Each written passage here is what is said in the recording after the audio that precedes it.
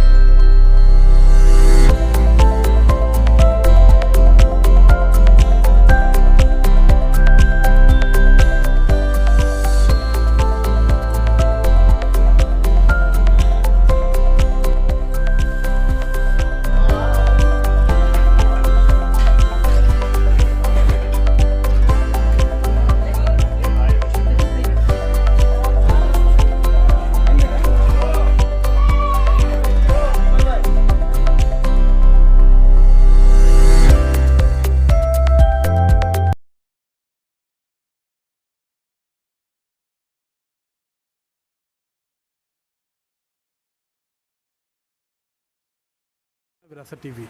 आज हम जोगेश्वरी में आए हुए हैं जहां पर एक एनजीओ के ज़रिए से लॉकडाउन के तहत जब से काम शुरू हुआ है वो लोग राशन बांट रहे हैं लोगों को।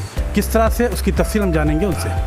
जी जनाब, आपका नाम क्या है और किस एनजीओ के तहत आप ये काम कर रहे हैं? मेरा नाम इकबाल चुनावाला है। हमारी जोगेश्वरी की लोकल एनजीओ है लोकांची शक्ति। हम उसके तहत में काम कर रहे हैं और हमारा ये काम जब से लॉकडाउन शुरू हुआ है पहले दिन से ही हम इस काम को शुरू कर दिए थे। शुरू में हमने सिर्फ जो है वो लोगों को चावल बांटा, लेकिन बाद में हमने ये देखा कि लोगों की ज़रूरतें बहुत ज़्यादा बढ़ गई है और जो डेली बेसिस वाले थे, जो रोज़ कमा के खाने वाले थे, घरों में राशन नहीं था और बहुत ज़्यादा वो लोग परेशान हो गए थे। फिर हमारे कमेटी ने मशवरा करी कि हमें एक जो है मुस्तकिल एक पूरी फूड किट बना के जो है वो लोगों में डिस्ट्रीब्यूट करना है। तो हमने फिर उस काम को जो है वो शुरू किया। शुरू में तो हम लोग जो है जोगेश्वरी लेवल पे काम शुरू किए थे। हमारे अतराफ़ में हमारे यहाँ गुलशन नगर है, बहुत बड़ा स्लम एरिया है, आनंद नगर है, भगत सिंह नगर है गोरेगांव में नियर। हमारे पीछे यहाँ पे महाड़ा ये राम मंदिर रोड पे जो है बहुत बड़ी SRA कॉलोनी है वहाँ। तो हमने अतराफ़ में इस काम को जो है वो शुरू किया। फिर धीरे धीरे हमारा काम बढ़ता रहा। फिर हमें जो है तमाम इलाकों से फ़ोन आने शुरू हो गए कि आपके जोगेश्वरी से काम हो रहा है, तो हमारे यहाँ भी जो है रिक्वायरमेंट है। तो हम लोग जो है फिर हम टीम बना के जो है लोगों को डिस्ट्रीब्यूट किए। उसमें फिर बैंड्रा ईस्ट है, जोगेश्वरी ईस्ट है, इसी तरीके से नाला सोपारा है, वसई है, उल्वे है, यानी तमाम बम्बई के इलाकों में जहाँ जहाँ से रिक्वायरमेंट आती है, फ़ोन आते हैं, हम लोग जो है वहाँ पे राशन की किट हर इलाकों के अंदर भिजाते हैं।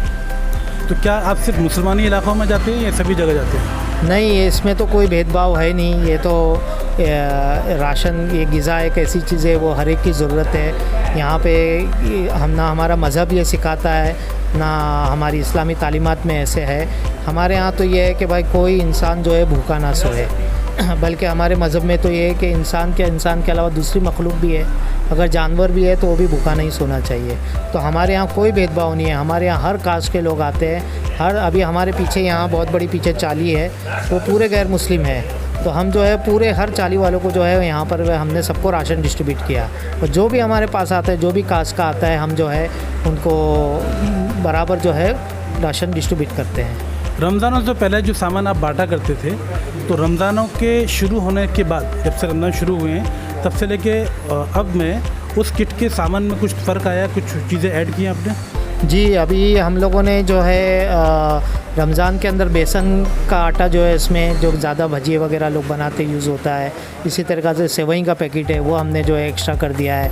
इस मरतबा हमने जो अभी जो किट बनाई उसमें चने, ख़ास करके जो चने हैं वो हमने ऐड किया है। अभी हम ईद का किट बना रहे हैं जिसके अंदर जो है हम टेट्रा पैक जो है अमूल का जो है 1 लीटर दूध दे रहे हैं और 100 ग्राम के करीब जो है हम बादाम, काजू, किशमिश जो है वो डाल के हम दे रहे हैं। इस तरीके से हमने एक्स्ट्रा इसमें ऐड किया है। अच्छा, अभी जिस तरह से आपने बताया कि आप जोगेश्वरी में बेसिकली काम करते हैं और दूसरे इलाकों में भी काम करते हैं, तो क्या आप लोग वहाँ खुद जाते हैं या आपकी टीम का वहाँ पर कोई मेंबर वहाँ रहते हैं? किस तरह से आप वहाँ तक पहुँचाते समय? जी, हमारा तो काम करने का तरीका ये कि देखिए मेरे हाथ में ये लिस्ट है। रोज़ाना सुबह से हमको फ़ोन चालू हो जाते हैं कि हम फ़लाँ इलाके से बोल रहे हैं, यहाँ पे हमें 50 घर है, कोई कह रहा है 150 घर है, कोई कह रहा है 100 घर है। तो हम जो है लिस्ट इस तरीके से बना लेते हैं, नाम, फ़ोन नंबर और ज़िम्मेदार का नाम लिख लेते हैं। फिर हमारी टेम्पो जो है वो माल भर के जो ले जाती है, उस ज़िम्मेदार जो उस इलाके के जो रिप्रेजेंटेटिव है उसको दे देते हैं और वो उस इलाके में तकसीम कर देते हैं। आपकी टीम में कितने मेंबर्स हैं सब काम को? किस तरह से आप ऑर्गेनाइज़ करते हैं? सारा दिन में कितना वक्त इसमें देते हैं? आप लोग रोज़ा भी रखते होंगे, तो किस तरह से मैनेज करते हैं सारे काम को?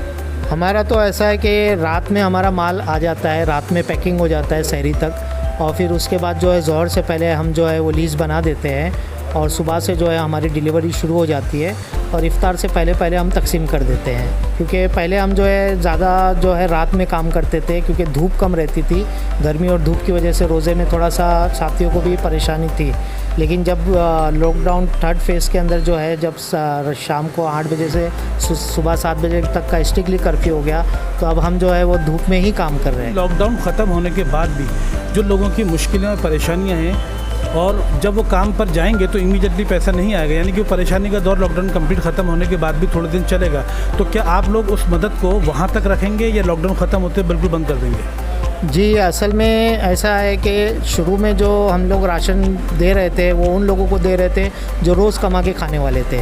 अभी तकरीबन जो है 2 महीने से ज़्यादा अरसा गुजर चुका है लॉकडाउन को, तो जो सैलरी बेसिस वाले जो थे, जो जिनको मंथली सैलरी मिलती थी और वो अपना राशन महीने के आखिर में 1-2 तारीख को भरते थे, अब उनको भी कई कंपनियां जिन्होंने लोगों को जो है सैलरीज़ नहीं दी, जो नौकरी वाले वो काम पे नहीं गए तो उनको वहाँ से जो है उनकी सैलरी नहीं मिली, तो अब उस किस्म के भी बहुत से लोग हमारे पास आए कि हमारे पास राशन नहीं, हमने उन लोगों को भी तकसीम किया। आप जो बता रहे हो उसमें तो हमें यही अंदाज़ा है कि लॉकडाउन ख़त्म होने के बाद भी ये परेशानी फ़ौरन ख़त्म नहीं होगी, इसको 1-2 महीना हमको और कंटिन्यू करना पड़ेगा। इसके लिए हम जो है अल्लाह से भी मदद मांगते हैं और हमारी जो टीम है, साथी है, उनका भी हमें अच्छा जो कंट्रीब्यूशन है, तो हम इंशाल्लाह इस काम को आगे भी जारी रखेंगे। बहुत बहुत शुक्रिया। तो देखा, एक बार आपने पूरी तफसील से अपनी टीम के बारे में बताया कि किस तरह से उनकी टीम ये काम कर रही है, किस तरह से ये चीज़ें ऑर्गेनाइज़ करते हैं, किस तरह से इस काम को अंजाम दिया जा रहा है। हमारा सवाल ये था कि लॉकडाउन ख़त्म होने के बाद भी जो लोग आज परेशानियों का सामना कर रहे हैं, एकाएक उनके पास पैसे की आमदनी शुरू नहीं हो पाएगी, तो क्या उस वक्त भी उनकी मदद जारी रहेगी? इकबाल चूनावाला ने यह हमें बताया कि इस मदद को वो आगे भी कंटिन्यू करेंगे, जिससे कि जो लोगों के काम है वो एकाएक बहुत सारा पैसा उनको नहीं मिलने वाला। कुछ लोगों को जॉब से हटा दिया गया है, कुछ लोगों की जॉब रिज्यूम नहीं हो पाएगी, या जो डेली वेजर्स है उनके पास एकाएक बहुत सारा पैसा नहीं आ पाएगा। तो 1-2 महीना हो सकता है कि लोगों की ज़रूरतें और परेशानियाँ बढ़ी हैं, उस वक्त भी वो उनकी मदद करने के लिए अपनी टीम के साथ आगे खड़े रहेंगे।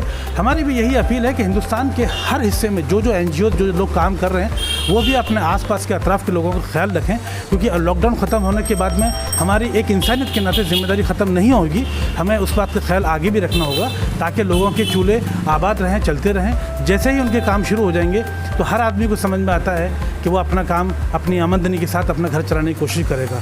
सबको इज़्ज़त प्यारी होती है, सबको गैरत प्यारी होती है। आज मजबूरी है कि लोग किसी के आगे हाथ फैला रहे हैं और सामने जाकर अपनी ज़रूरतों के लिए लोगों से बात कर रहे हैं। आप देख रहे हैं विरासत TV, आपकी पसंद देखते रहिए। Thank you so much.